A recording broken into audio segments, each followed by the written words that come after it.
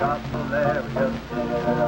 It's confused in the summertime. It's the angel call. And if we don't get well, my boys won't make it up at all. The mosquitoes fly high, mosquitoes fly low. And if I find that truth I say, won't die anymore.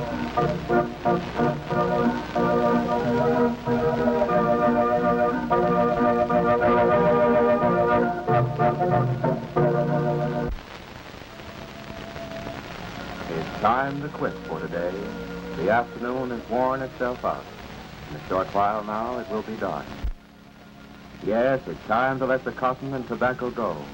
Time to get the mules and horses in. Time to milk the cows, if you keep cows. Time to quit work and head for home. Time for supper. Come and get it. Come and get it. Iced tea, corn pone, grits, turnip greens, pork chops, maybe. It's been a long day and stomachs are empty. Now supper is over and it's evening time. And this is the time we want to talk about. Our story is about the time of day when it is getting dark and cool. About resting time. I'm going home to Julie. Yes, this is resting time. A time to sit quietly and talk and play some music and sing a little, if you've got a voice for singing. But this resting time is a danger time, too. The hours that come after dusk are dangerous hours. Mosquito hours. From dark to dawn, the malaria-carrying mosquitoes search for food, and they bite people who are sleeping or sitting quietly or moving only a little. The cool hours of early dark are dangerous. This is the time when the mosquitoes do their work. At this hour, the call of "Come and get it" echoes over the swamp, and mosquitoes come to find the supper. "Come and get it" echoes in the dark cave. Come and get it, and the mosquitoes come from the sinkholes, from pools choked with grass, weeds, twigs, and flowers, from creeks crowded with water plants. From all these places, mosquitoes come searching for supper. And they come from their hiding places in hollow tree stumps, from the dark, cool corners behind beds, from the dark, cool corners of stables, from the dark, cool corners of barns. Yes, evening is supper time for the malaria mosquitoes, too. They leave the wet places where they breed, in the dark, cool places where they hide during the heat of the day, and they come looking for their supper. They come looking for you, or somebody like you, looking for people. This is the Anopheles quadrimusculatus. You can call her Quad for short. You can recognize her by the way she stands on her head when she bites. This other mosquito stands hunched up.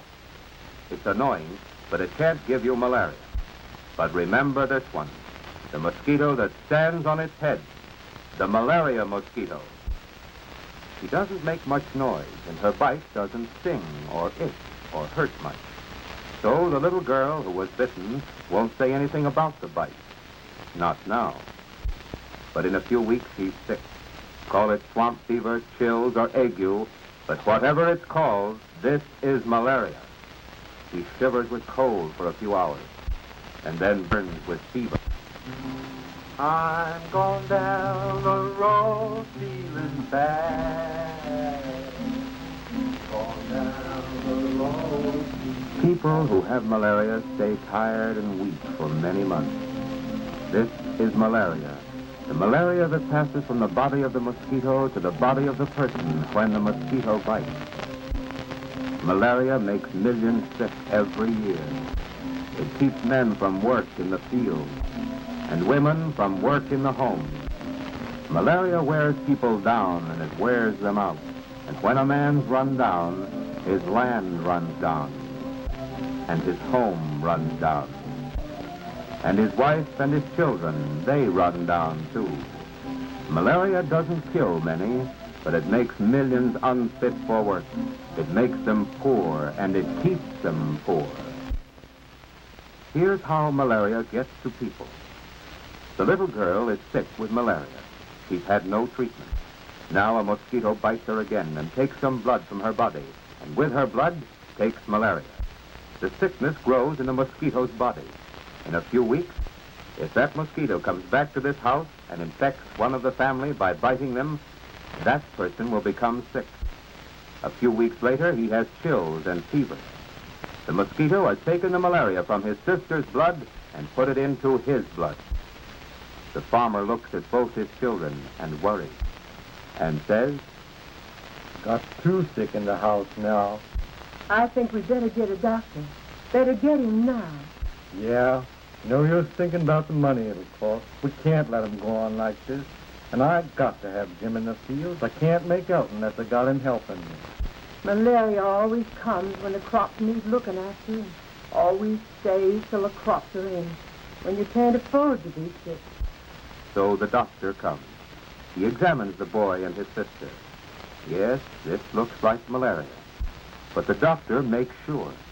He takes a few drops of blood from the finger of each patient. The blood is smeared on a small piece of glass. Then the blood is examined under the powerful magnifying glass of a microscope in the laboratory. This is what the microscope shows. Those little spots in the blood, the spots that are circled, those are the parasites that cause malaria. Now the doctor is sure, and he gives Jim and his sister quinine. Sometimes the doctor prescribes atabrine or another medicine. His medicine destroys the malaria in their blood and helps them get well. Some people need special treatment. The doctor decides what that treatment should be. And then the doctor speaks to the farmer. The medicine is going to help them get well. But if you want to protect your family against malaria, there are other things you'll have to do. I'll do anything I can, Doctor. You can start by putting mosquito netting over both the sick beds. That's fine. That net will keep the mosquitoes away from them. Then the mosquitoes won't be able to bite them and carry the malaria to somebody else. But how long, Doctor? How long are they going to be sick? They'll start getting better soon. Malaria doesn't bother people long if they get the right kind of treatment. Should be up and around in a few days. Of course, they'll have to continue treatment. Isn't there anything more I can do, Doctor? Just give them the medicine in the way I told you. Keep them as comfortable as you can. But there's a lot you can do to prevent malaria. The man who can help you do it is your health officer. Better look him up the first chance you get. And a week or so later, the health officer comes to the house and tells the farmer what he can do to protect his family against malaria. You've got to screen this porch and use fine wires so malaria mosquitoes can't get through it. All the windows should be screened. The way to keep malaria out is to keep mosquitoes out. Every opening big enough to let a mosquito in must be covered or screened. It's kind of hard to put out a lot of money for screens this time of year. It doesn't cost a lot of money. It might be a lot to put out at one time, but it only comes to about $3 a year. Most of you folks are spending about $25 every year for kill medicine. It's a lot cheaper to buy screens. I guess it is. Still, money's right scarce this time of year. If you're short of ready cash, you might borrow it. You've got to protect your family. When you get the screening, I'll tell you how to put it up. But even with the screens up, you've got a job to do. You've got to look for mosquitoes in all the dark, cool corners where they hide. Look behind the bed and in the dark, cool places in the barn. Wherever there's a dark, cool place, because that's where mosquitoes hide. And when you find mosquitoes, you've got to swat them or kill them with a spray gun. Those are the things you can do to fight malaria, to keep yourself and your family healthy and at work. Keep the mosquitoes out. But there's more to be done. The mosquitoes must be destroyed. That is your community's job. Malaria mosquitoes lay their eggs in warm pools and ponds, near the banks of quiet lakes, near water plants. Ponds can be drained so that the mosquitoes will have no place to lay their eggs. Sometimes ponds can be filled to destroy the breeding places of the malaria mosquito. These are the larvae, or wiggle tails, that hatch out of the malaria mosquito eggs. brush at the water's edge makes a protected place for the larvae. When the brush is cut away, this protection is destroyed. The wiggletails live in water until they become full-grown mosquitoes. Poison dust spread on the water kills the wiggletails. Oil sprayed on the surface of the water kills the wiggletails too. In some places, flames are used to spray water with poison dust. All these things have to be done by people who know how, people trained to do the work. It's a big job. It takes a long time and costs a lot of money. But it doesn't cost as much as malaria costs, and it prevents the sickness and suffering that malaria brings.